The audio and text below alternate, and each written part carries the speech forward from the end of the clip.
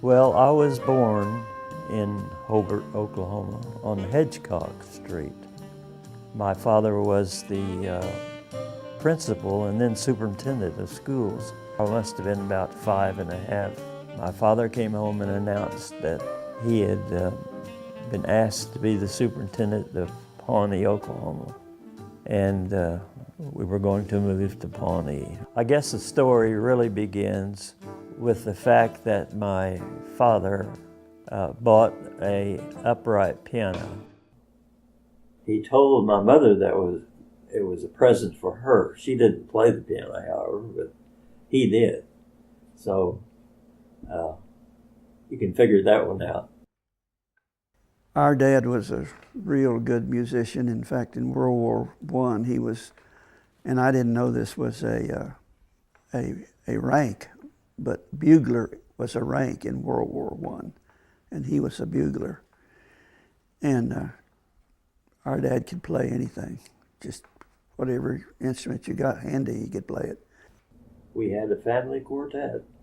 Actually, my mother sang a little bit as we were practicing, but it was a male quartet. My father sung bass, and he knew all the songs. He taught them to us just verbally.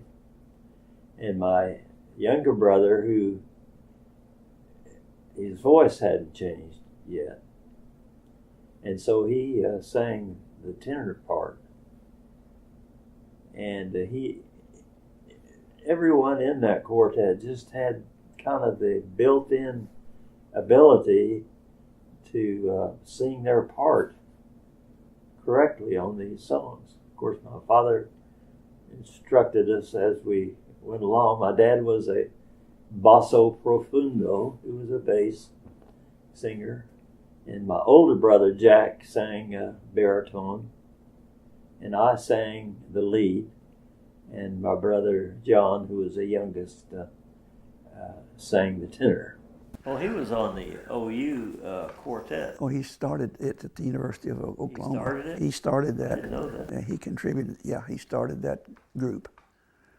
And if you look at the University I remember it had 400 people trying out for the quartet, and they took 4. When the war broke out, or just before the war, World War II, we got a contract with WKY radio to sing once a week on a radio show, and but that never happened because when the war struck, everything changed immediately overnight. It was a totally different deal.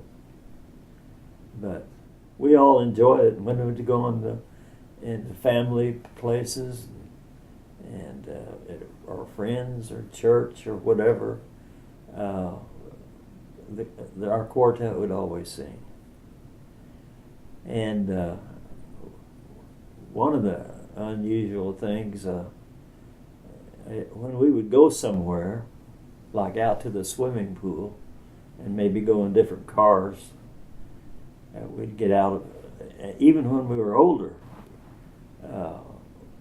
we would get out of the car from our individual cars and instead of saying, well, hi, John, how are you? And all that, we would just burst into song. And as I remember, most famous song was "Oh Eveline." Oh Eveline, oh Eveline, say you'll be mine, say you'll be mine. Come and let me whisper in your ear. Oh, way down yonder in the old apple tree, for you are mine. Da da da da da dee, da da da da da. Da da da da da dee, da da da da. Meet me in the shade of the old apple tree. Oh, Eva, Iva, over Eveline. Boom, boom. Oh, Skylar, have you seen the valley green with spring, where my heart can go a-turning over the shadows and the rain to a blossom-covered lane? I went with my father to Stillwater, and he went to his meeting. And on our way home, we were in downtown Stillwater walking to our car, and we walked by a pawn shop. And they had some of their merchandise in the window. And what they were featuring that particular day, and it was just right in the middle of the objects on display, was the most beautiful thing I ever saw. It was a little cornet. I say little because it didn't seem little to me at the time because I was only 6 years old, but it was there on a stand and had the price tag on it. And I said, Dad, look at that. There's a cornet for sale. And he looked at the price tag and said, well, Joe, you know, for $3.50, I don't know. I don't think we could afford that. And I said, but Dad, I'll promise you, I'll learn to play that if you'll just get that cornet for me. Dad bought that little trumpet because Dad could play a trumpet. Cornet. A cornet, yeah. Yeah, it was a real shorty about that. I think he gave $3 for it or something. $3. And I remember our oldest brother, Jack, picked it up. I can play that. And he can't play it. So he gave it to me. Of course, I was a little old dinky kid. And gave it to Joe, and he went, da-da-da-da-da-da-da-da-da-da-da. I said, what? I never had one. And from then on, that started his career. He couldn't put it down. Well, a lot of neighbors wish I had it. Yeah. My brother, Jack, showed me how to kind of get with it when I learned to play the scales. I didn't have any lessons on the cornet.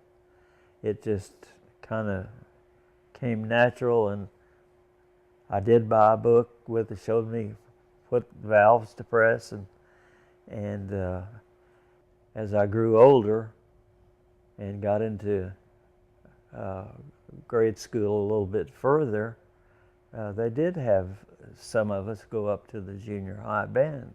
I got to the 7th grade, and they came down from the high school and told me that Mr. Runnels wanted me to come up and practice with the high school band. Mr. Runnels came to me privately and said, well, he said, you know, you're first chair.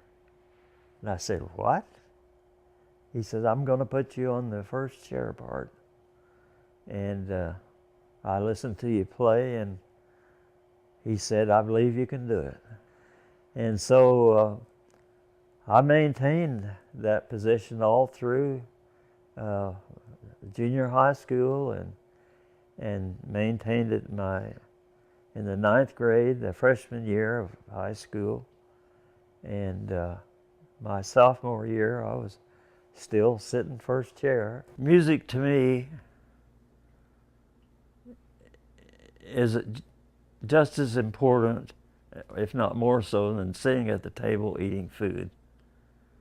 It is an integral, intrinsic part of my life. It's truly the stairway to the stars.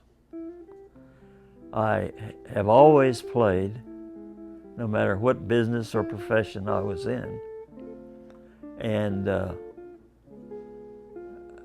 I can't see my life going ahead ever at any time without music.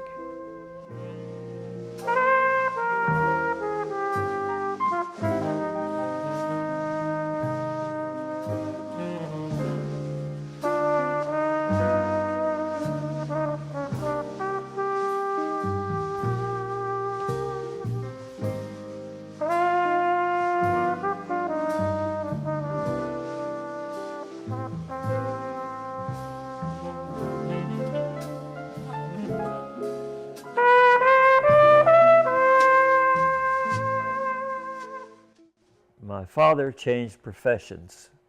He became a special agent with the New York Life Insurance Company in Lawton, Oklahoma. And while he was there, he went ahead of the family because it's quite a deal to move 3 sons to Lawton. And as an excuse I gave to them, well, instead of just moving to Lawton, I'll go to Austin for a year and then come back to Lawton. And I actually talked them into it. And my brother Jack went off to OU, the University of Oklahoma at Norman, and they put me on the train in Tulsa. This is my junior year coming up. And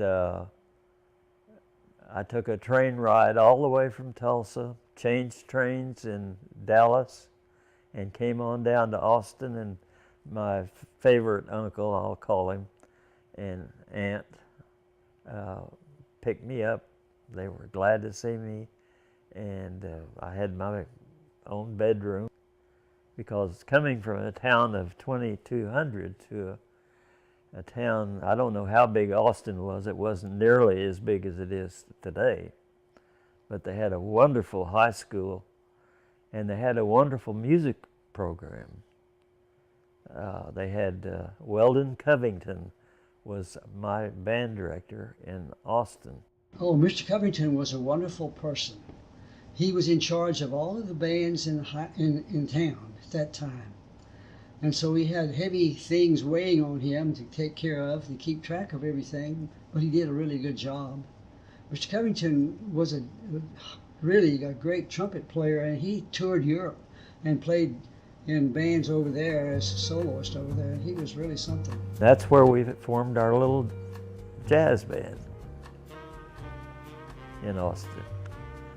And I can't name everybody in the band, but Jack Martin was in the band, and he's the cousin of Mary Martin, the famous Mary Martin.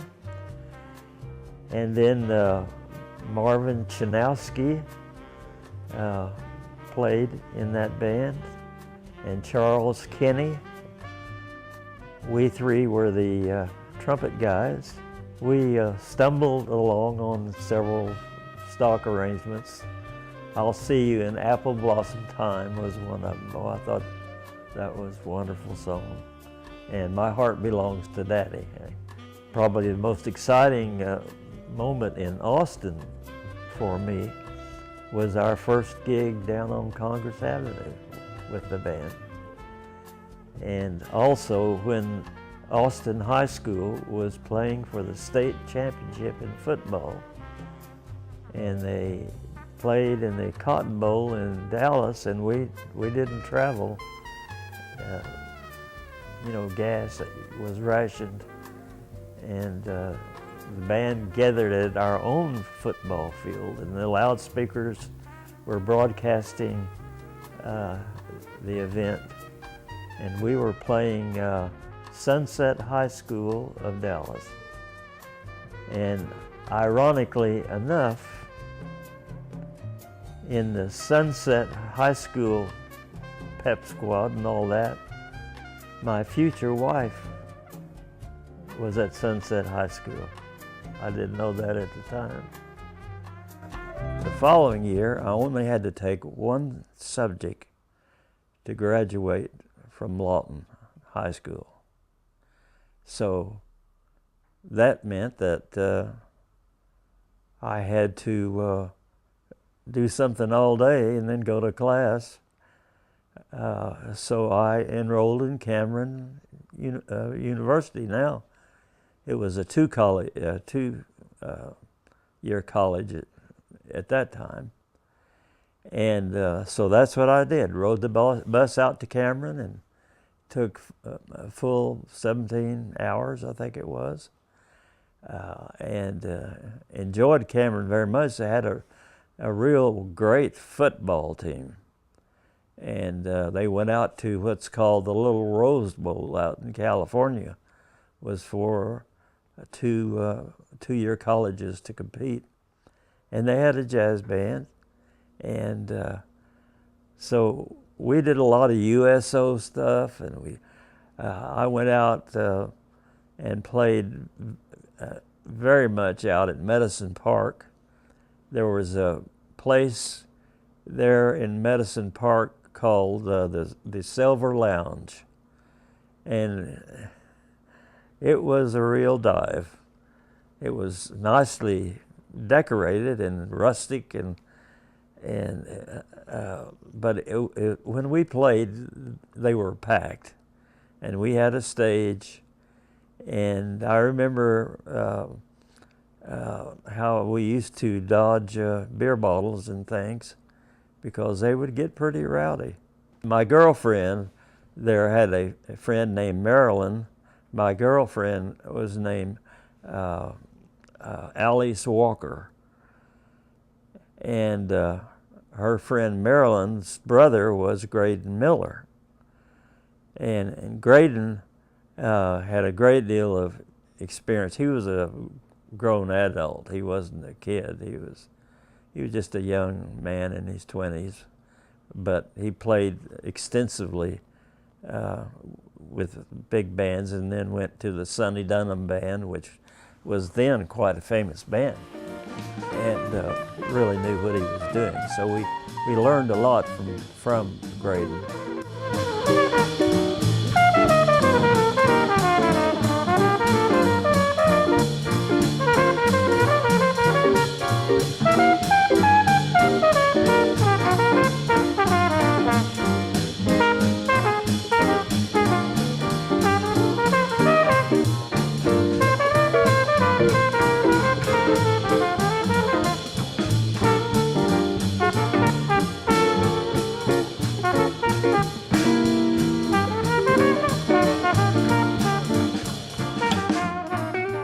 I chose to go to the University of Oklahoma for my sophomore year. Starting my sophomore year, I was 17. And I chose OU because my mother and father both graduated from OU, and my brother Jack graduated from OU. Joe had the experience behind him.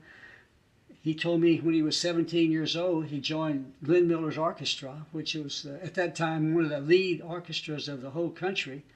And unfortunately, Mr. Glenn Miller had already been lost at sea in his aircraft from going from England to France. So it was fronted by another person, the saxophone player, who sings Choo Choo.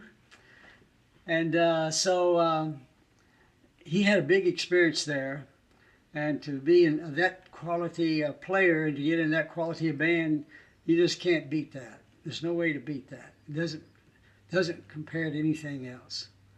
Well, Jack Sperling was a good friend of mine. He played the traps, the drums, and he was the person who invented the double bass, not at that time.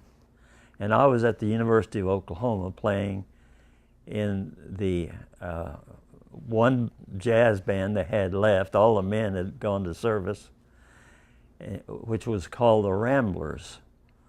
And Tex Beneke had his Navy band there at Norman. And Tex Beneke was the right arm of Glenn Miller. And as soon as Glenn Miller got killed in that airplane over the English Channel, he was just lost at sea. Nobody ever found out what happened. His wife immediately made an arrangement, financial arrangement, and the name of the band. These Navy guys were getting out of service. It was, the war was getting pretty far along. And so they were organizing the new Glenn Miller band under the direction of Tex Beneke. And I was substituting in that band anyway. And we were playing all the Glenn Miller charts. And so I was staying at the Sigma Chi house at the University of Oklahoma. They were using it as a dorm, a men's dormitory. And he went down the beds and everything and found me and woke me up at 2:30 in the morning. He was very excited and he shook me and he said, "Joe, wake up, wake up. I got you a chair in the new Glenn Miller band with Tex Beneke." And I said, "Oh, wow, that's great." And I told him, I said, "Well, when's this happening?" He said, "Soon, very soon." Well, I kept playing with him and having a great time. They started calling it the Glenn Miller Band under Tex Beneke, the Navy Glenn Miller Band. Of course, Glenn Miller had an Army band over in England. So they were going to take most of them, not all of them, as the kind of the nucleus of the new Glenn Miller Band led by Tex Beneke to New York. And that was all set. And I said, "I can't go." "And why?"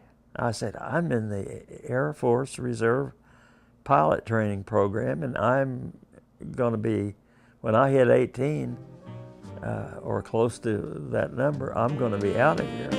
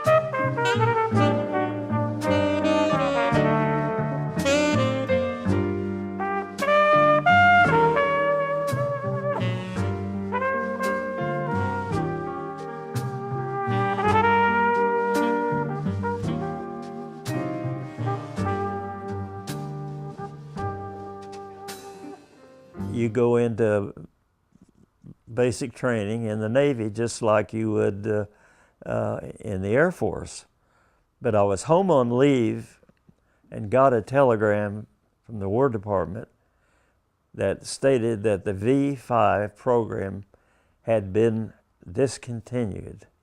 And to report to the draft board when I turned 18, which was January the 1st, and that was coming up pretty quick. So I called around and found out that the Army Air Corps was still in business for cadets. In fact, in the Air Force, Army Air Corps, all of their recruits came as volunteers. They didn't draft you into the Air Force. You volunteered for it. And a lot of them transferred from other, artillery or so forth. They were allowed to transfer. They're going to take what they need. And, at the first, when the war started, we didn't have anything. But that built up. I went down and took the tests all over again and passed it, luckily, and joined the Air Force Cadet Program Reserve. So they called me up, and I went to Shepherd Field for the basic training that any airman would take, regardless of what he was going to be or what his rank was going to be. So that, and then the next step, they made you an OLT, which was it was an on-the-line training. You just go out to the hangars and you help start the planes. You just get familiar with what an airplane is. And that was backlogged.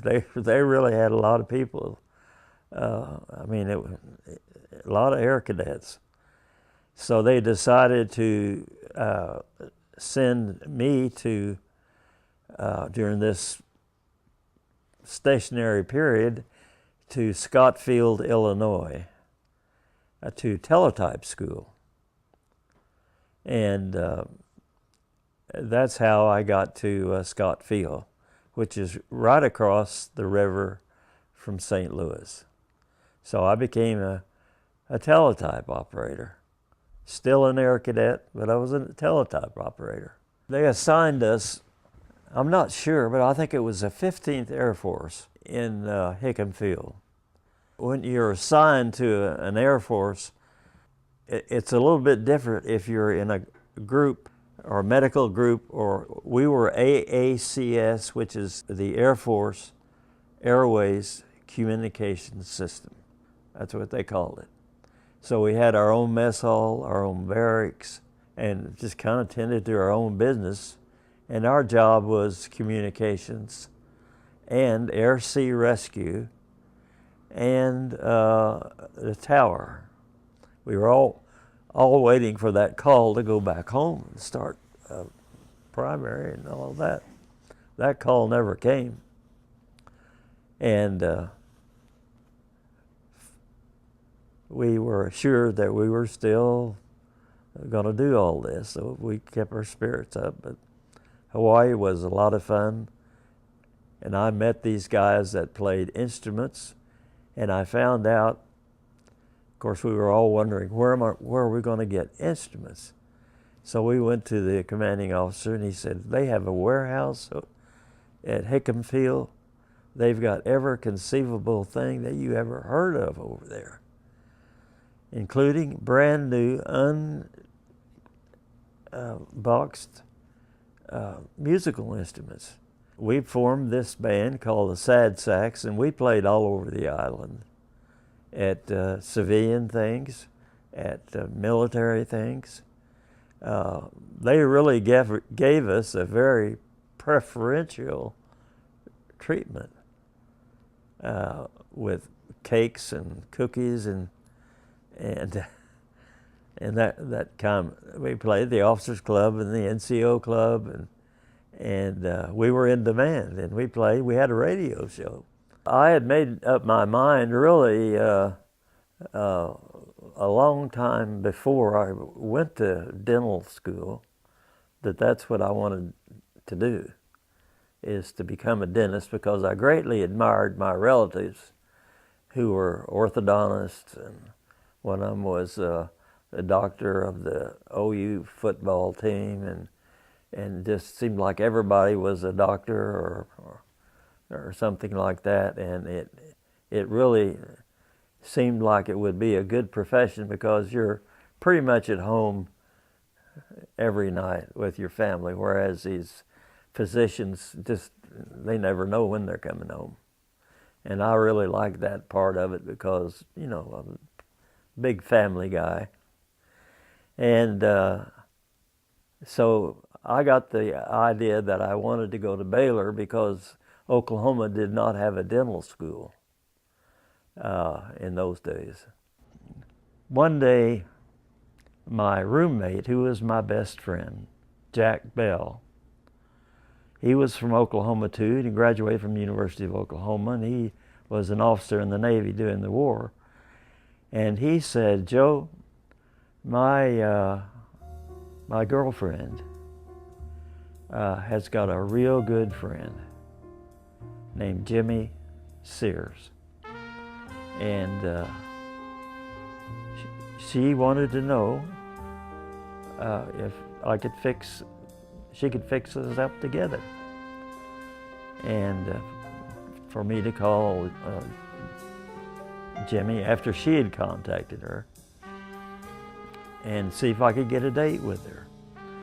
Well, almost to the day, it took me 1 year to get a date with Jimmy Sears. She was so busy with dates. She's very beautiful, and we had our very first date, and I felt very comfortable with Jimmy, and she felt comfortable with me. We just hit it off, and in a short period of time, I would say 3 months, it got to a point where I said, "Jimmy," we stopped at a 7-Eleven, and I had a nickel left. That's it. I said, "We might as well put this nickel to good use." I said, "If it comes up heads, Jimmy, will you marry me? And if it comes up tails, I guess we won't get married." And she said, "Flip it." So I flipped it, and lo and behold, it came up heads. So I was overjoyed, and she was too. And so I got married to Jimmy while I was a senior in dental school. And then when I graduated, I got my orders for Lackland Field. And she stayed in a little cottage behind her parents' home because my first son was born prematurely, 2.5 pounds. And believe you me, that changed my life real quick. And it was a real hard year considering all of the things that happened in 1 year. Being married, shipping off to Lackland Field as a dental officer. And so finally I got a little house down there, and her sister and her brother-in-law rigged up the car. They had to keep it at 70 degrees. It was the middle of January, and snow on the ground. It got down to 3 degrees in San Antonio, if you could believe that.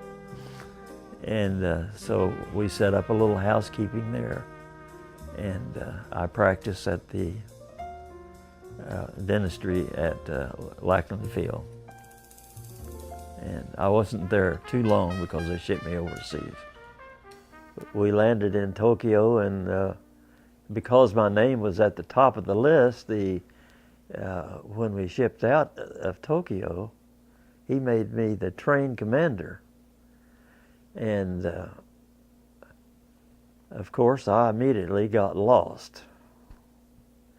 And I went in to check on my train and everything, and on the way down to Nagoya, Japan, which was down the coast about 90 miles.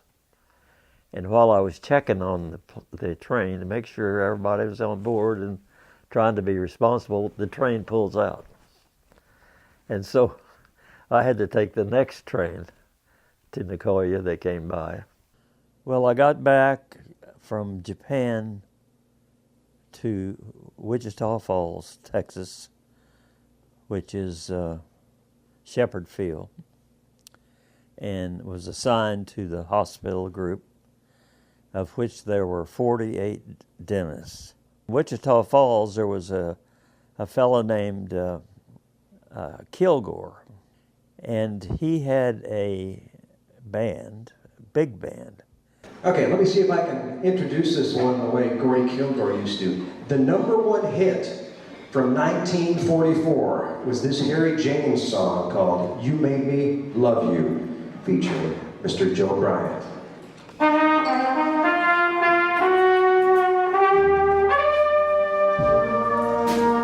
And he actually came out to the officers club and hunted me down and wanted to recruit me in his big band.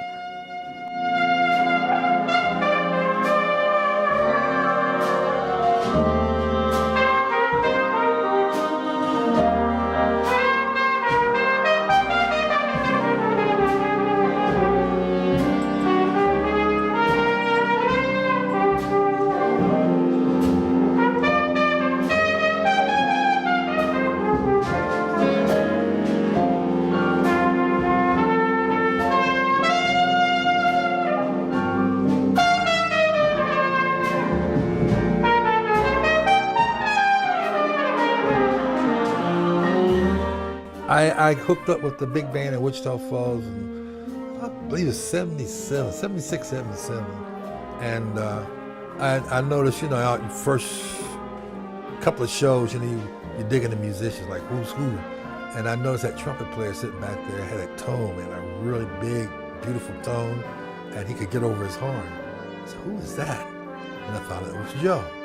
And then we hooked up, started talking, and he says, hey, would you like to drive up to Enid for our gigs here and there? I said, sure. And so he would call me, and we played. I was trying to think of this the other night, how many shows we played up there. It was a lot. And they were always enjoyable, no problems, and no rehearsals or nothing, just come in and say, play this in B flat, C, A flat, whatever. And we were still working with Gordy Kilgore in Wichita Falls. From Shepherd Fields, after my duty was over, I had been working on getting a practice in private. And my surgical assistant, he said, Dr. Bryant, my own personal dentist is retiring. And his office was in the First National Bank building in Enid. So I went up to Enid and talked to him.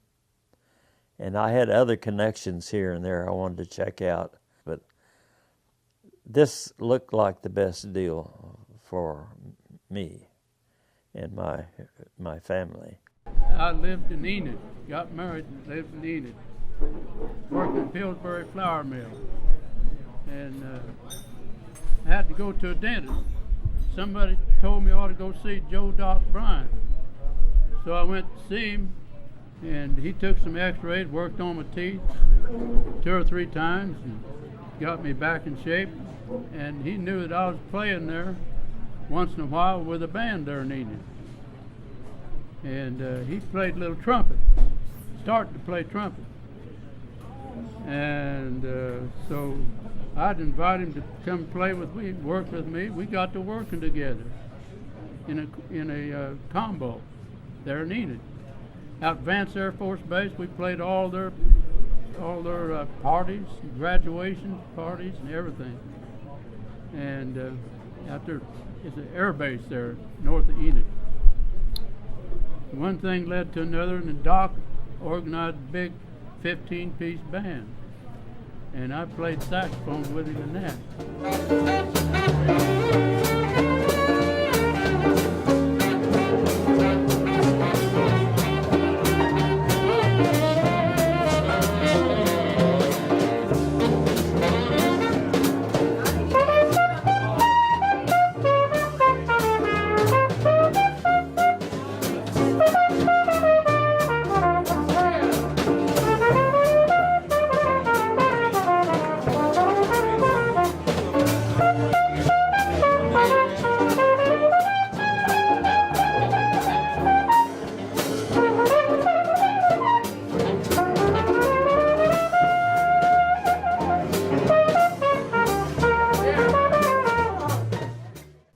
course, I had a very busy practice to run, and I had to juggle things around quite a bit.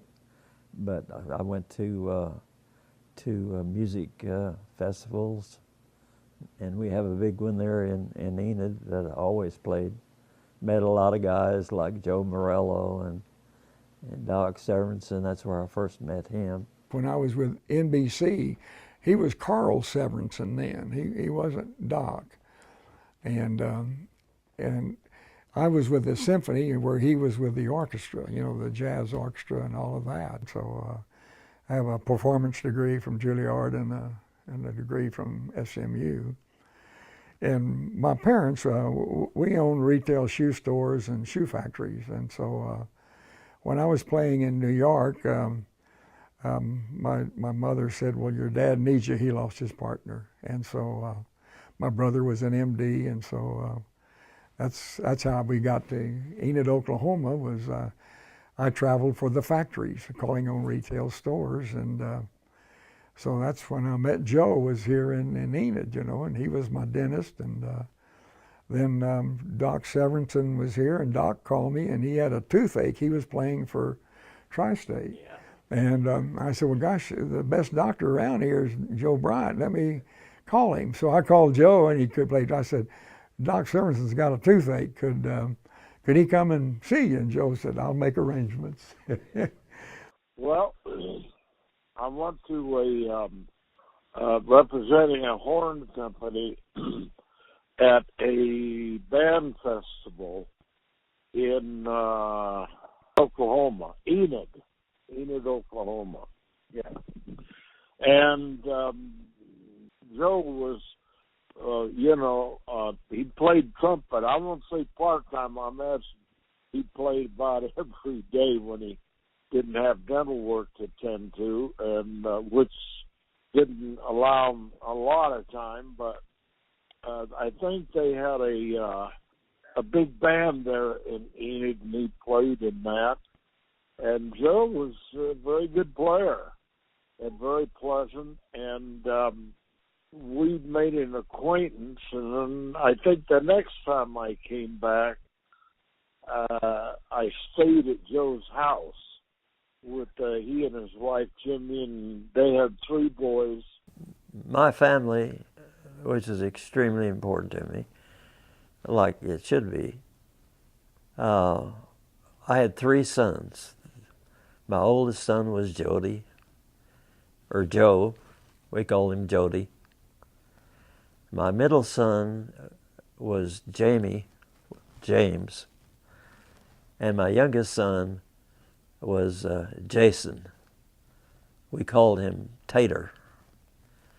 And of course they got older and older, and Jody went off to college, and to our chagrin, he got serious about a girl, and they got married.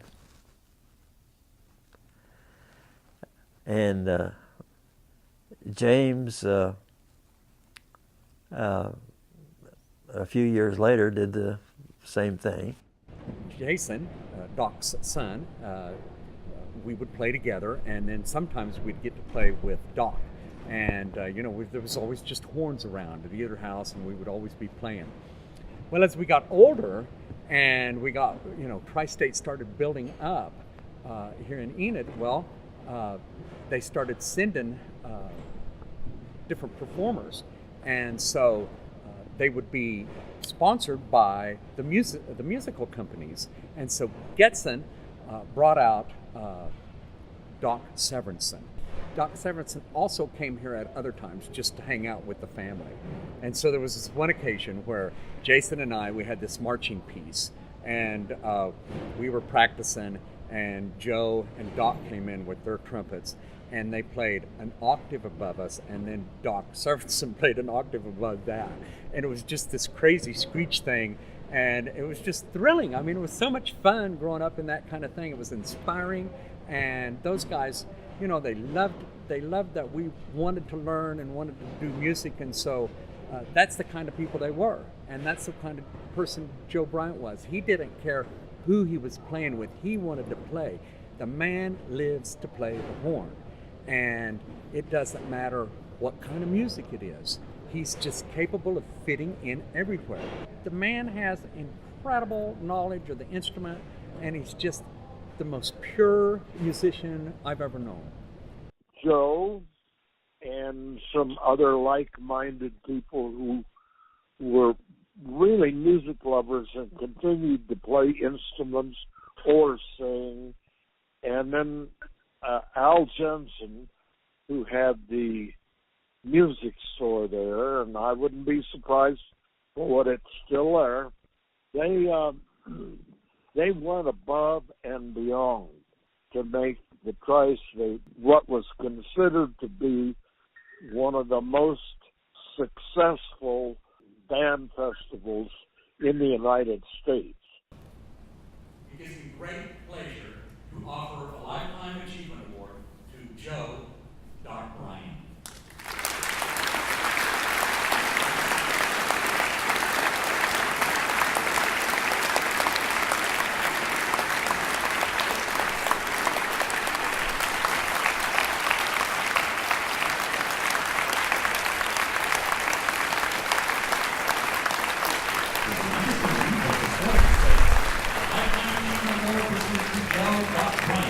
Given in appreciation for your lifelong commitment to music and sharing your love of music with participants of the Tri-State Music Festival and musicians and listeners everywhere.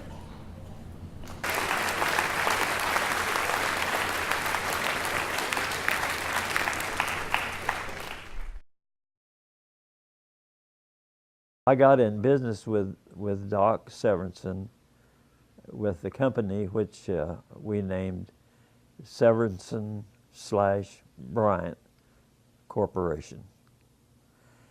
And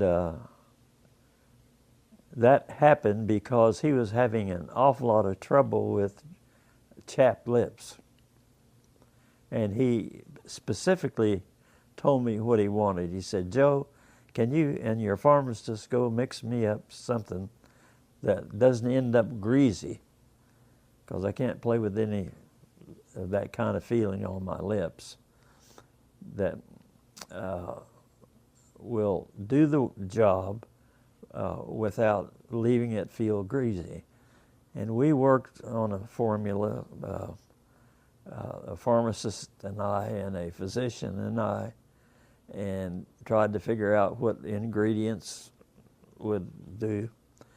And we tried several, pardon me, different formulas. And finally we came up one that was really, really good stuff. I sent him a jar of it, and he called me back and he said, "This is what I've been looking for." And he said, "You know, I've been thinking, why don't we form us a company and sell it to everybody?" I said, "Well, that sounds like a good idea."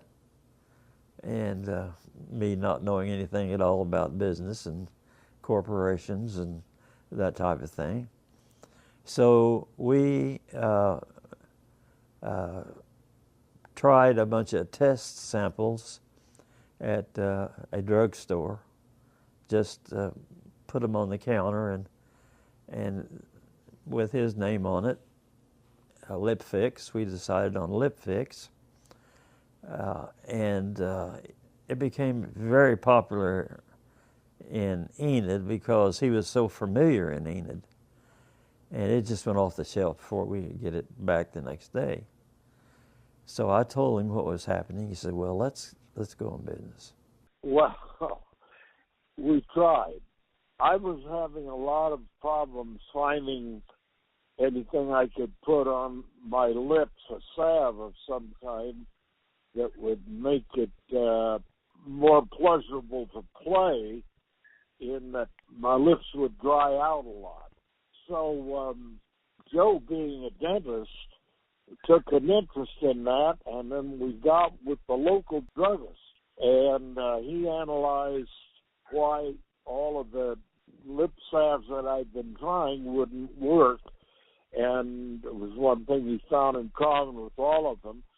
So we decided, well, let's see if we can't fix old Doc up with something that'll work. And they concocted something, and it worked to perfection.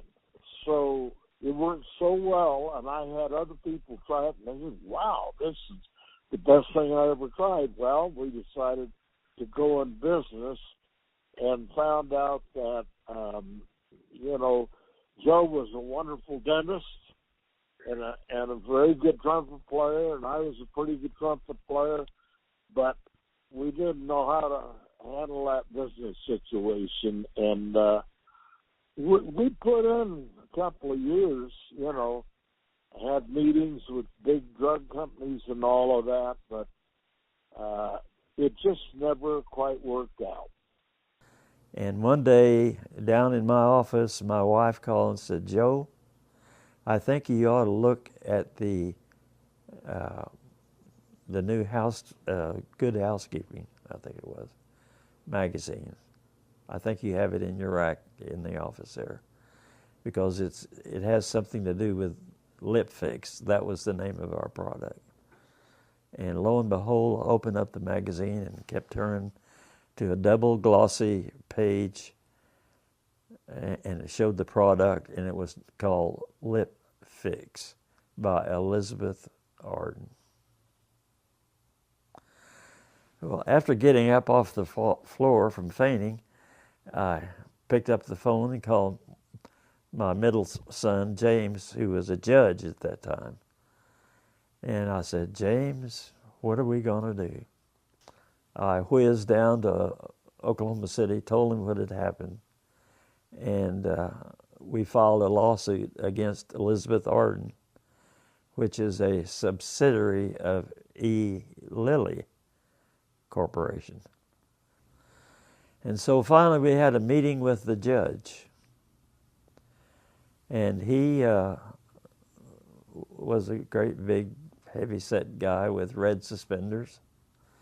And he came in popping his suspenders. And then he said, you birds from New York need to know that product is an Enid, Oklahoma product. And guess what? That boy there, and he pointed to me, invented this product and put it on the market for Doc Severinsen, a celebrity from Hollywood.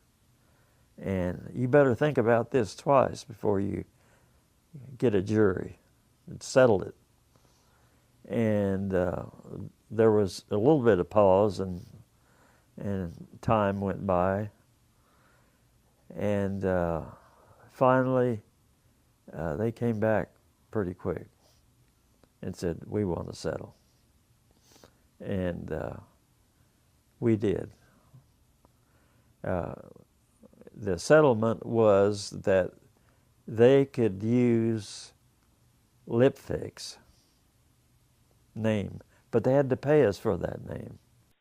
My wife and I had gone to Mexico on a vacation, and when we came back, she went back to L.A. where we lived, and I, for some reason, went to Joe's house in Enid. And I no sooner walked in the door than I was taken really, really ill. Evidently, I'd gotten some kind of a bug or food poisoning or something, and for the next 2 days, I didn't get off of the couch in Joe's living room. And I mean, I couldn't move. And so I went for a little visit, and it turned out to be getting over an illness and a little recuperation period. And Joe's wife, Jimmy, was a very sweet person, and I didn't feel they made me feel as though I was not any problem to them at all. but I don't think that was a very pretty picture at that time. But I had so many experiences with Doc. I think the most unusual one really was when I didn't think he never got up early in the morning.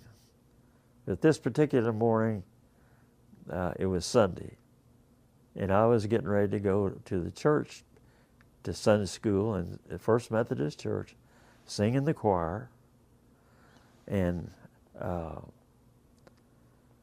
my daughter-in-law had come over with their new little baby in the back door, and Doc walks out of his room in his pajamas playing da da dee da da dee da da da da. We were just in awe, standing there listening to me play. I said, "Well, Doc, why don't you go to Sunday school with me?" He said, "Oh, all right, I will. Give me time to get ready." So he got ready, and we were in the Sooner Sunday school class. And when we walked, he was at his peak right about then on the Tonight Show. And when he walked in there, the Sunday school class, I thought they were all going to faint. Well, let me say this about Joe's playing. Joe could have been a professional trumpet player if that's what he wanted. But I guess he had a proclivity for medicine, and he became a really fabulous dentist. But make no mistake about it, Joe wasn't just another guy honking away on a trumpet with a little bit of talent and lots of determination. Joe could have been any kind of trumpet player he wanted to be. He could have been a classical player. He could have been a more jazz-oriented player. But he just loved to play the trumpet. And he helped a lot of young kids get started. And he was an inspiration in that community. I would advise youngsters, and I did this in the college where I taught, to, first of all, like themselves. If they felt like something needed to be changed, change it. And there is no reason or no substitute for hard work. There just isn't any. And playing the trumpet is like everything else. It's like digging a ditch. It's like removing a third molar, impaction. You have to be able to focus in your body and your mind and get your habits aimed at that direction so your energy can be focused in on what you want to accomplish. It's a spiritual thing. It involves the spirit. I almost thought of Enid as my second hometown.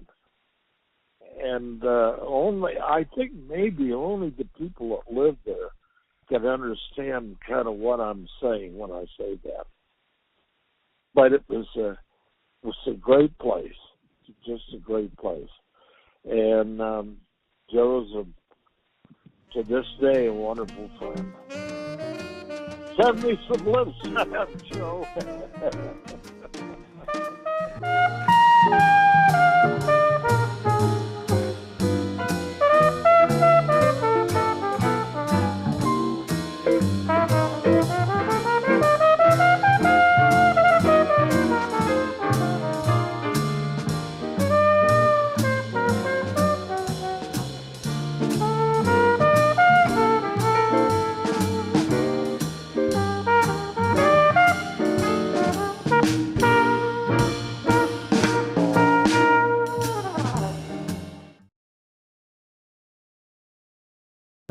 wanted to start actively playing my horn again. And so we talked it over with my wife, and we decided to move to Dallas. That's where her home originally was, in Dallas. So that's what we did, kind of abruptly. Sold our house and packed up and went back to Dallas. In Dallas, I had a lot of musical experiences with bands that were on the road coming through, like the fellow on the Lawrence Welk program. What's his name? Myron Florin is the name of the accordion player.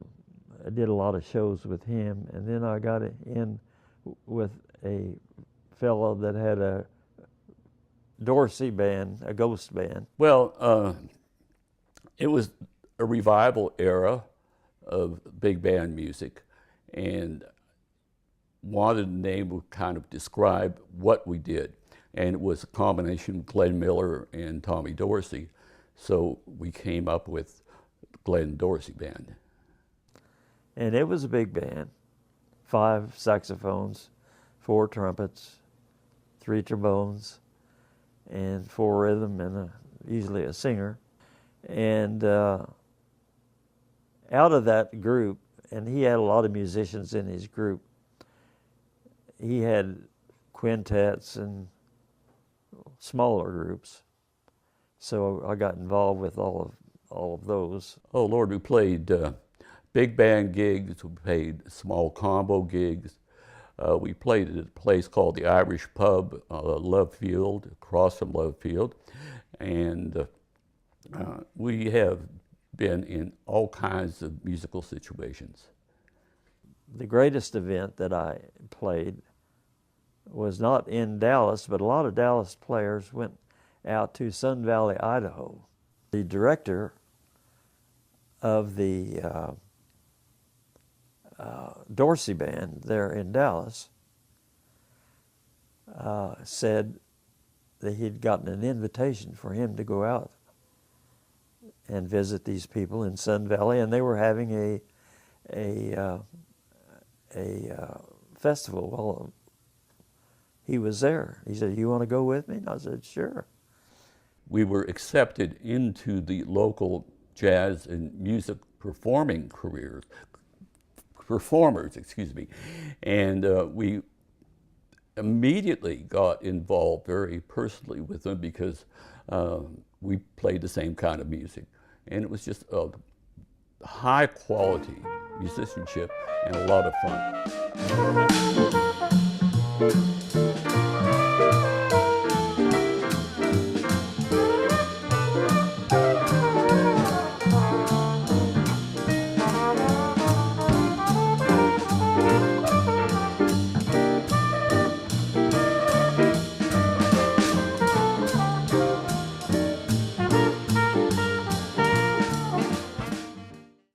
So we moved back to Enid and established ourselves again.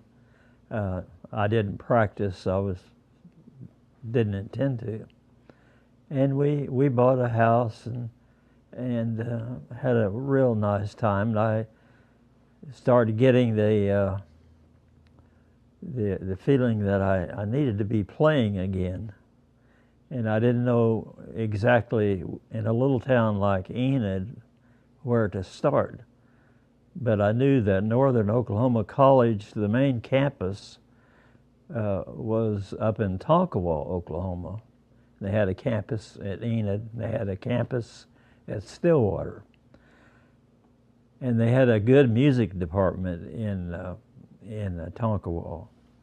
So I got the yearning one day to go up and talk to the president to see if there was any kind of music going on there that I might be interested in doing. And the first thing he did was lay out their music program, which was a very good program. And he said, "I don't have anybody at Enid yet." And he seemed to know about me pretty well, and being small towns, and people have pretty good reputations or no reputation. And he said, I'll just hire you on the spot to go to Enid and develop that program. And I said, are you kidding me? He said, no. We'll make you a adjunct professor first for a while, and then we'll move you up to a full professor as we get going.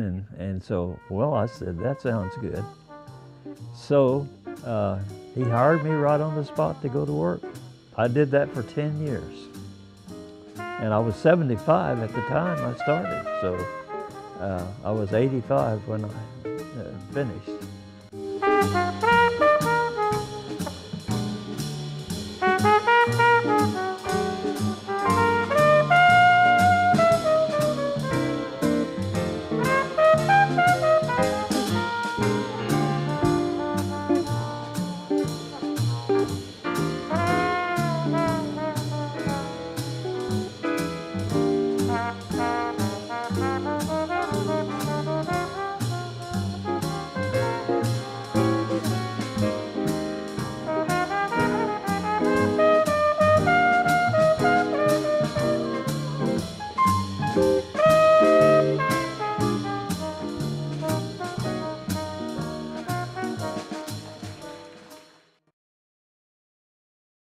Jimmy was a very beautiful woman and very calm spoken, and she was a writer. She wrote poems and were published, and her major project was never published, but it was the best she ever did, and that was a murder mystery which occurred in the Boston area. And it was really a piece of work. If we would pursue it further, we could probably get it published. And she was a graduate of Texas State College for Women in Denton. And Al Jensen, who I've spoken about, was sort of my best pal. He went to school with Jimmy at Sunset High School in Dallas. Joe's wife, Jimmy, we grew up together. She sat behind me in class in high school. And I was getting a haircut here in Enid when all of a sudden Jimmy walked up and she had these three little boys. And she says, Mr. Jensen, or something like that. And she said, Jensen. And I said, yes. And I said, Jimmy? And she said, yes. She said, what are you doing in Enid? And I said, well, we moved here. I'm, traveling out of here. And because I was still with the shoe manufacturers then. And so we've just been close, good friends ever since, I guess, we moved here in 60 in Enid. And pretty much, I guess, it's a long time. She started to be feeling kind of strange and ill in 2010. And she started developing these mini strokes. And they are very hard to treat because you don't know if they're just going to leave or they're going to turn into a big stroke. We had a concert at the school, and one of my friends, Kyle Dillingham, he is a great violinist, was going to play. And he came on a Friday to rehearse with the orchestra. And he said, where's Jimmy? And I said, well, Kyle, she's just real sick, she's home. He said, we don't need to rehearse. She said, I want to see her. And so we drove out to my apartment. And there Jimmy was sitting in her chair, and you know how patients do. She never got to looking like she was real sick, but she was. And he took his violin out and he gave her a 1 hour concert. And that was the most joyful experience I believe Jimmy ever had in her life. The way she passed away was, it was just heartbreaking. I was visiting her out in one of the nursing center out north of Enid, and a ferocious storm came up. And we were just kind of laughing and carrying on, and we went into the cafeteria and had supper. And I came back and I looked in her eyes and she just didn't look right. She was just kind of gazing. And I said to myself, I said, she's having a stroke right now. So I went over and got the head nurse. I said, you come look at Jimmy. Don't say anything, just look at her. And she agreed real quick that we need to do something. And she said, I'll call the ambulance and we'll get her to St. Mary's Hospital real quick. I said, no, you won't.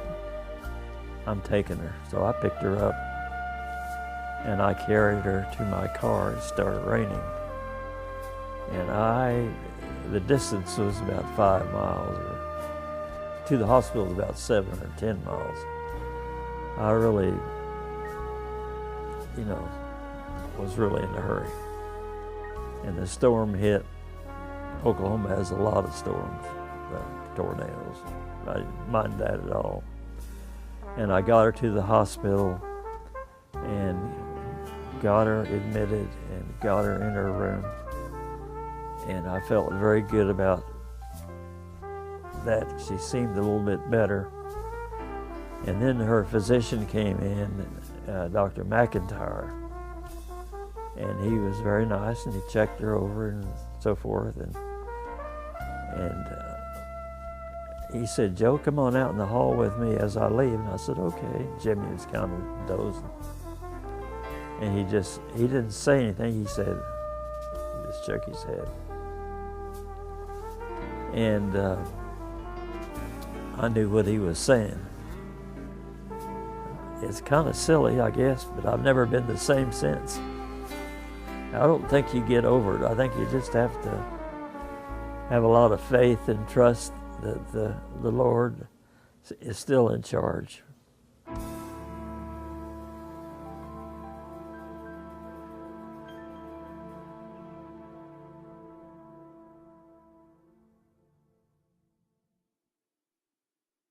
The way you hold your knife, the way we dance 2 or 3, the way you changed my life. No, they can't take that away from me.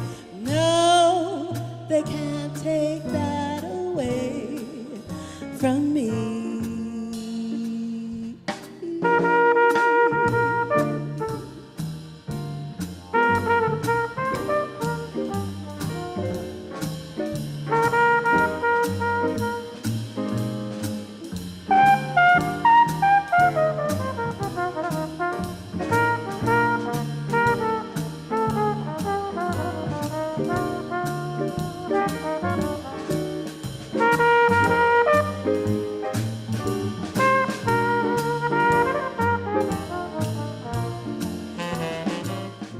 I'm a former math teacher. I came from meager environment in the city of Detroit and worked my way through school, and I'm proud of what I've done. And who I am is Patricia Summers Bryant now. I think she saved my life. I didn't take Jimmy's death well at all. And I knew it was coming. And it was very hard. I think God saved his life. I think God puts you exactly where he wants you and uses you. And that's what I've always told Joe, that we have to let God use us, speak through us. And I hate to sound too holy, but I truly believe that there are no accidents, that you meet people for a reason. I think God put Joe in my life years ago, and me in his, and that we were reconnected. And maybe Jimmy had a little bit to do with it, who knows? You know, but we were reconnected after her death. So Religion has always been a strong point with us. yeah. And before we knew each other, I'm sure. Oh yeah. Well, I went to be a nun, and I told you guys that. So we have both Joe and I have a strong spiritual side, and I really do believe that that's what it's all about. You know, this earth is only temporal. It's all about there. And people who don't believe, I feel bad for. I wish I could give it to them, you know. But anyway, I don't want to preach. We have our Christian service here every morning. Yeah. And then we go out and sin. I'm joking. You're right. Yeah, I know. I play my horn and you sing. And sometimes when I play, it's a sin. No, that's not true. You remember that song, It's a Sin to Tell a Lie? Oh, yes. Yeah, but you tell a lot. But you don't know you're doing it. I know it. Yeah, so. I guess I'll have to wise up. Yeah. You're fine. You're Thank you. perfect. Joe showed up at a place for senior citizens to go dancing. We had two groups there. One was Wednesday night dancing and the other was Friday night dancing. And both of them had combos that played swing and dance music. So he showed up at the Wednesday night dance first, and Corky, the previous leader of the Austin High Band, was fronting his own group. And so Joe didn't need any music. He had it all in his head. And they gave him a chair to sit with the group. He got to hear what song they were going to play and what key, and he heard them count it off, and he was going. I started off on the front porch out here. Well, I don't think you started off that way, did Well, you? But that is one of the things he does. He goes out on the front porch at Christmas time and plays the Christmas carols for the people in the area. They drive up in the cars. Yeah. They walk. We put out flyers, you know, that he's going to do it, and then, so that's been neat. And then I invite a certain number of people in here, and, cause I like to give parties. I should have married some rich guy or something, you know. I like to give parties. So, I inherited that from being in Enid, because I used to get on the roof yeah, at Christmas time. right. And we lived in one real big house. And I found a way to get up there. And I was at the top of the world. Yeah, and at this particular age, we don't want him getting on the roof. We lived about 3 blocks away from him, and he'd get up on the roof and play his trumpet, and you could hear him.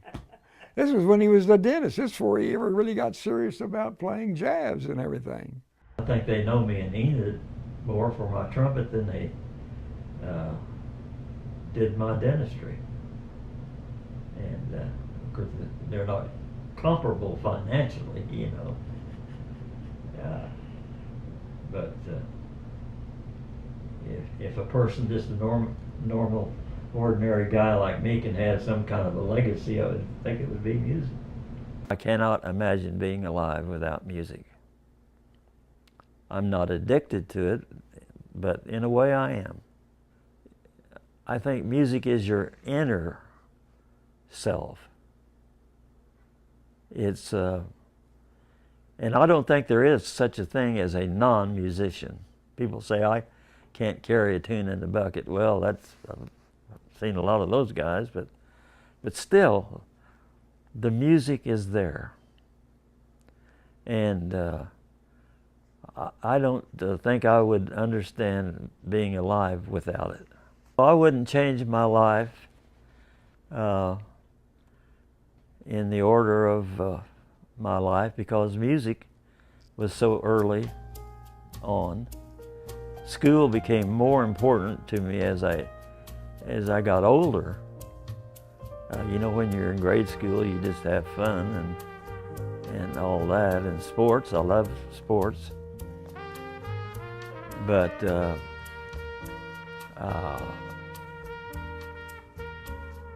music, I would say, was the most important part of my life next to my family. And I'm very big on family, very big. I guess there's probably a lot of things I would change, but right off, I think it just turned out good. I had wonderful parents, wonderful parents. They were not buddies to us,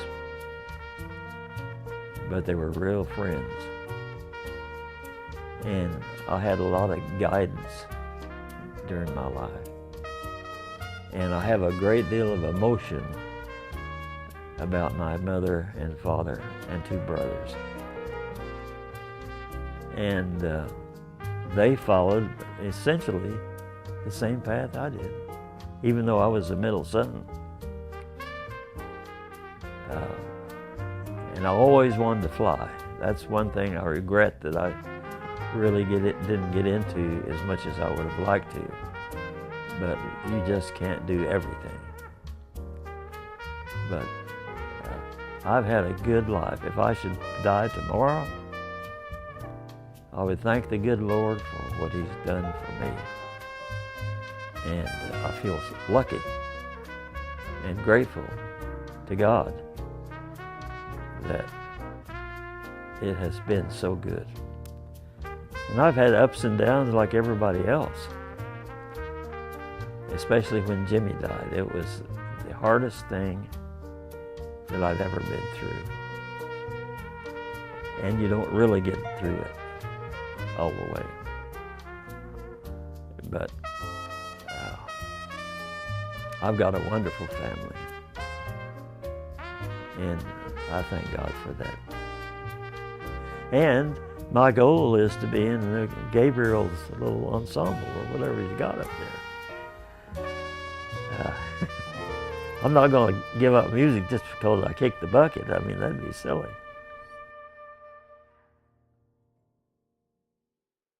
What good is melody? What good is music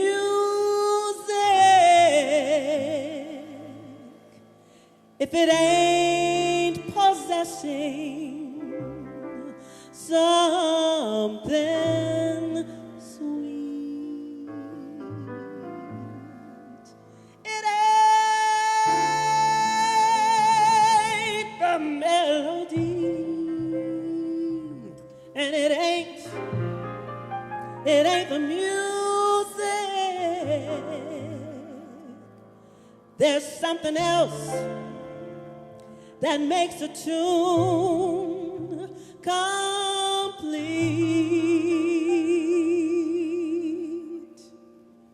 Well, it don't mean a thing if it ain't got that swing. Do-a, do-a, do-a, do-a, do-a, do-a, do-a, do-a. Well, it don't mean a thing. All you gotta do is swing. Do-a, do-a, do-a, do-a, do-a, do-a, do-a, do-a. It makes no difference if it's cool.